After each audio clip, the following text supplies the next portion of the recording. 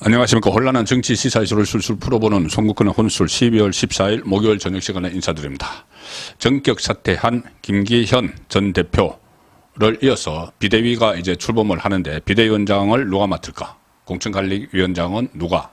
또 선대위원장은 누가? 여러 가지 함합평이 나오고 다양한 분석들이 나오죠. 저는 아마 이번 총선은 윤심이 크게 작용할 수밖에 없습니다. 윤석열 대통령의 의중이. 왜냐하면 윤석열 대통령, 윤석열 정부의 성공과 내년 총선이 직결되기 때문에 그렇습니다. 윤심이 작용을 안 한다면은 그것은 오히려 제대로 대비를 하지 못하는 것이다. 자, 그런 생각까지 드는데 윤심이 결정적인 영향을 미친다고 봤을 때 아마 내년 총선, 4.10 총선은 한동훈 체제로 치르지 않을까 생각이 됩니다. 여러 가지 대중적 인기나 아니면은 법무부 장관으로서 보여준 능력, 자질, 또 정무적 감각도 좀 탁월하다는 생각을 하게 됩니다. 민주당 의원들과 일당백으로 맞서 싸우는 모습 같은 것을 보면. 그래서 아마 한동훈으로 총선을 치른다. 이렇게 저는 예상을 하는데, 자, 그러면은 비대위원장이냐, 선대위원장이냐. 공천관리위원장은 좀 외부에서 아마 오는 걸로, 공천권을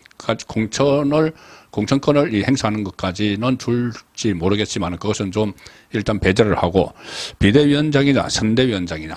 지금 일반적으로 나오는 이야기는 원희룡 국토교통부 장관과 역할 분담을 해서 투톱을 해서 한 사람은 비대위원장, 한 사람은 선대위원장, 이런 이야기가 나오는데, 제가 한번 예상을 해보면은 한동훈 장관으로 총선을 치르기 위해서 한동훈 장관은 두 가지를 다 가질 수도 있다. 두 가지. 비대위원장, 선대위원장. 자, 비대위원장은 보통 한 사람이 합니다. 1인 체제로 하죠. 1인 비대위원장인데, 선대위원장은 공동선대위원장을 합니다. 비대위원장이 선대위원장도 맡을 수가 있는 것이죠.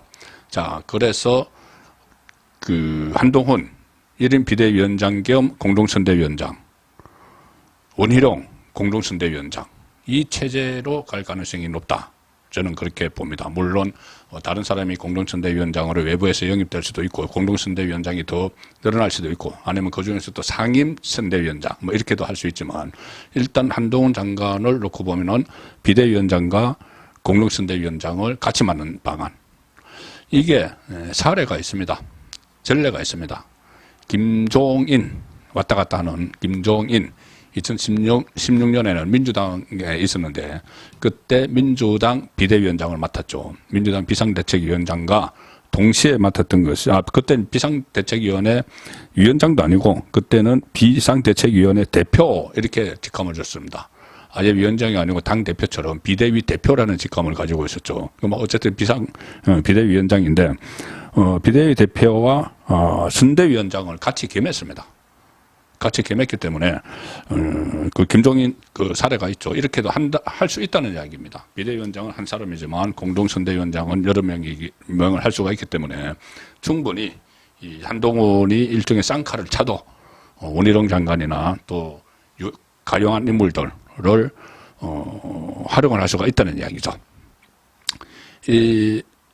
국민의힘은 일단 비대위 체제로 가는 것은 확실합니다. 조기 전당대회 이야기도 있었는데, 오늘 권한 대행을 맡게 된 윤재옥 국민의힘 원내대표가 당대표 권한 대행을 맡고 있는데, 전당대회를 열 수 있는 상황이 안 된다. 비대위 체제로 지도 체제를 구성하는 것이 바람직하다는 결론을 내렸다.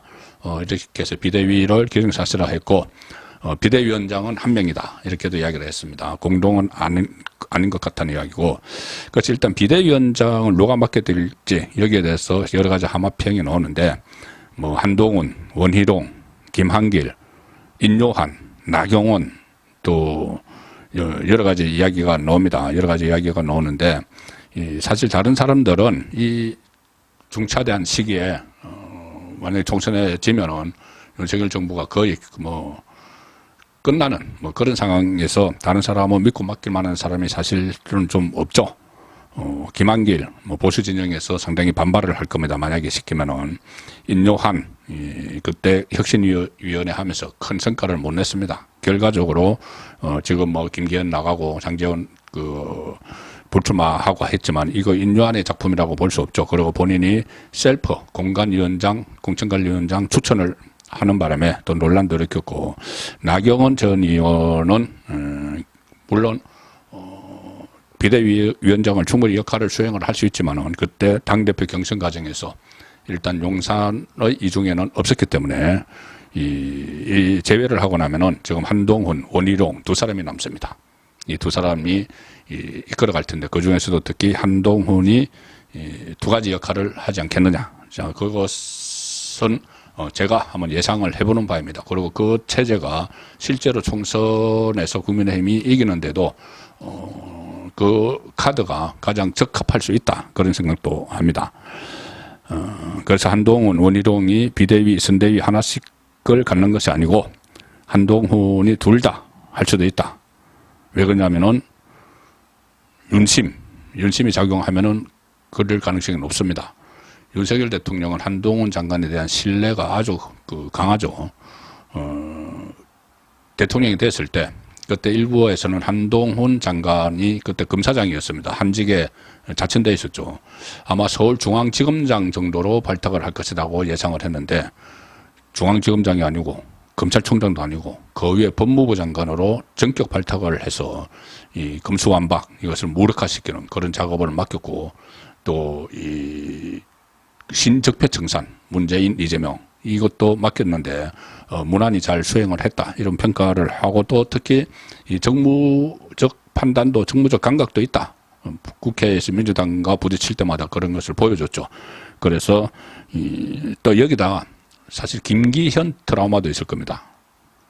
윤석열 대통령이. 왜 그러냐면은 아시다시피 김기현 대표 체제는 윤석열 대통령, 그러니까 윤심이 만들어준 거죠. 윤심이 만들었습니다. 그때 이준석이 윤석열 정부 초기에 여당 대표가 되고 나서 난장판을 만드는 바람에 그 트라우마 때문에 김기현을 친정체제를 구축하기 위해서 만들었는데, 이번에는 또 김기현 트라우마가 또 생겼다. 이런 분석도 가능합니다. 왜냐하면은, 이번에 이 혁신을 해서 총선에서 이겨야 되는데, 본인이 들고 있는 두 가지 떡, 하나는 울산 재출마, 하나는 당대표, 이 둘을 놓지 않고 계속 버티다가 윤석열 대통령이 이 용산에까지 불러서 이 인류안과 잘 해보라, 혁신을 잘 해보라고까지 이야기를 했습니다. 그것은 인류안이 요구하는 대로 하나는 내려놓아라. 특히 울산 출마 내려놓아라는 건데, 그걸 또 지고 있다가 울산에 출마하겠다고. 그래서 윤석열 대통령 입장에서는 이거 정치인들은 정말 이렇구나. 이래서 안 되는구나. 본인이 당대표로 만들어서 친정체제를 구축을 해서 하업을 해서 당과 용산이 하업을 해서 이 국정 운영을 잘 이끌어 나가고 그다음에 총선에서도 이기는 카드로 생각을 했는데, 이게 마지막에 자기 문제가 걸리니까 자기가 희생해야 되는 상황이 되니까는 딴 생각을 하고 다르게 행동을 하는구나. 용산의 뜻과. 그래서 정치인은 워낙 윤석열 대통령이 정치인 수사를 많이 했죠. 과거 권력 수사를 많이 했기 때문에 정치인에 대한 불신이 있는 데다가 이번에 뒤통수를 일종의 김기현에게서 맞았죠. 또 김기현이 또 이준석과 윤석열 대통령을 그렇게 괴롭혔던 그 국정 운영을 방해를 했던 대통령 될 때도 이 두 번이나 가출을 하고, 또 안철수 후보와의 단일화를 사감 때문에 반대를 하고, 그런 이준석과 서로 내통을 하고 있었다. 이것도 지금 새로 들통이 났죠. 그런 것 때문에 일종의 이 정치인에 대한 트라우마, 김기현으로 상징되는 그래서 아마 이 정치인 원희룡보다는 검찰 후배인 한동훈 장관에게 대폭 힘을 실어줘서 한동훈 체제로 총선을 치르지 않을까. 자, 그런 판단이 듭니다. 이것은 제 개인의 판단이지만 실제로 그 전에 김종인 이 사례도 있었고, 또 다른 마땅한 카드가 있는 것도 아닙니다. 원희룡 장관이 있지만 원희룡 장관 혼자서 할 수는 없죠. 그리고 원희룡 장관에게 비대위원장, 공천관리, 선대위원장, 공동선대위원장 이것을 다 맡길 수는 없고, 또 다른 사람들은 다 한계가 있기 때문에 가장 믿음직한 한동훈으로 총선 승부를 걸기 위해서 한동훈 장관에게 1인 비대위원장, 그리고 공동선대위원장, 쌍칼을 차게 할 수도 있다. 자, 그런 느낌이 듭니다. 송국근의 혼술이었습니다.